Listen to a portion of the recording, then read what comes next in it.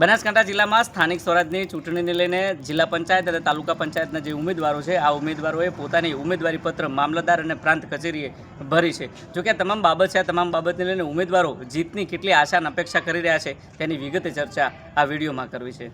વૈષ્ણવજન તો તેને કહીએ જે પીડ પરાઈ જાનાને રે. નમસ્કાર, હું છું દિનેશ ઠાકોર. નવજીવન ન્યૂઝમાં આપનું હાર્દિક સ્વાગત છે. વાત સ્થાનિક સ્વરાજની ચૂંટણી છે. બનાસકાંઠા જિલ્લામાં નગરપાલિકા, તાલુકા પંચાયત અને જિલ્લા પંચાયત જે ઉમેદવારો છે આ ઉમેદવારો દ્વારા જે મામલતદાર કચેરી હોય, પ્રાંત કચેરી હોય, આજે મોટી માત્રામાં ઘસારો જોવા મળ્યો છે.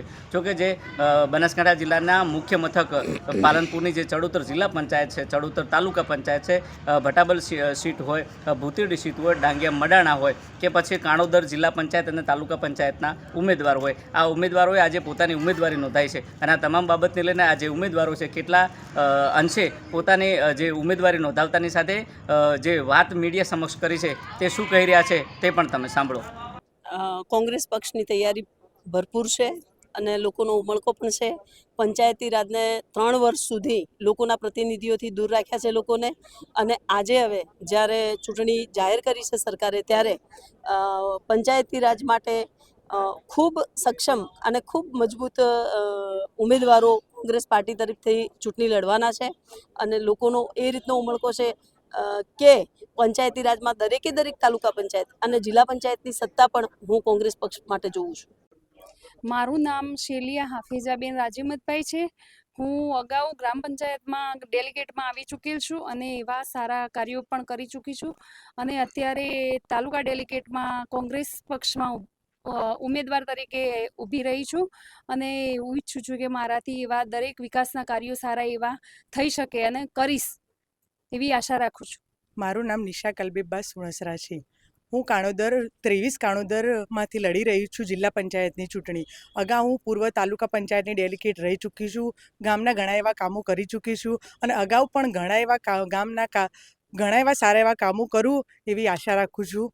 અને ગામના લોકોનો મારે બહુ સાથ અને સહકાર છે. કાણોદર કોંગ્રેસ પક્ષમાંથી ફોર્મ ભર્યું છે મેં. જીતની આશા 15,000 લીડથી હું જીતું એવી આશા રાખું છું. ગુજરાતમાં પંચાયતી રાજનો આ મહાપર્વની ઉજવણીનો સમય આવી ગયો છે. ચડોતર સીટ ઉપરથી શ્રીમતી લક્ષ્મીબેન કરેણ પૂર્વ તાલુકા પ્રમુખે ઉમેદવારી નોંધાઈ છે. ચડોતર સીટ ઉપરથી અને ભૂતેડી સીટ ઉપરથી મારા પત્ની શ્રીમતી રમીલાબેન વિજયકુમાર પટેલે ઉમેદવારી નોંધાઈ છે.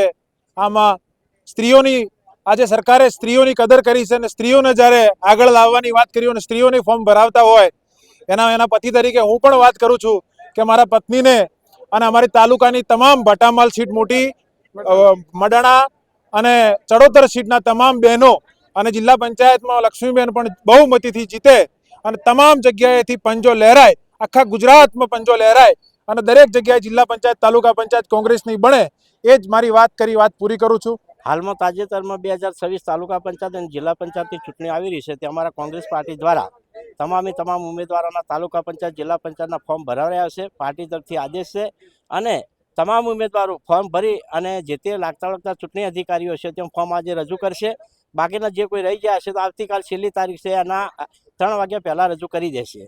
અમારી પાર્ટી તરફથી દરેકને સૂચના ફોર્મ ભરે છે અને પાર્ટી તરફથી જે કોઈ પક્ષને, જે કોઈ ઉમેદવારને મેન્ડેટ મળશે એ અને બાકીના ઉમેદવારો ભારતીય રાષ્ટ્રીય કોંગ્રેસ તરફથી ફોર્મ ભર્યું છે તો એ ઓટોમેટિક પાર્ટીનો નિયમ છે કે રદ થઈ જશે.